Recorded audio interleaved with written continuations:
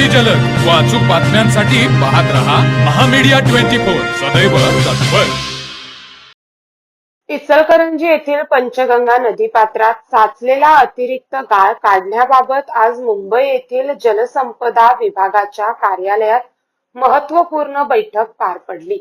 जलसंपदा मंत्री डॉक्टर राधाकृष्ण विखे पाटील आणि आमदार डॉक्टर राहुल आवाडे यांच्या प्रमुख उपस्थितीत ही बैठक झाली। पंचगंगा नदीपात्रातील अतिरिक्त गाळ काढल्यामुळे नदीची पाणी वहन क्षमता वाढण्यास, पावसाळ्यातील संभाव्य पूर परिस्थितीचा धोका कमी करण्यास तसेच नदीपात्रात अधिक स्वच्छ व नदीचा प्रवाह सुरळीत होण्यास मदत होणार आहे। इचलकरंजी शहराच्या दृष्टीने हा अत्यंत महत्त्वाचा प्रश्न असून गाळ काढण्याबाबत आवश्यक कारवाई व नियोजन यावर बैठकीत सविस्तर चर्चा करण्यात आली। यावेळी महाराष्ट्र कृष्णा खोरे विकास महामंडळाचे कार्यकारी संचालक, मुख्य अभियंता तसेच संबंधित मंत्रालयीन व क्षेत्रीय अधिकारी उपस्थित होते। तर मग चला सबस्क्राईब करायला विसरू नका महामीडिया 24 न्यूज चॅनलला। महामीडिया 24 सदैव तत्पर।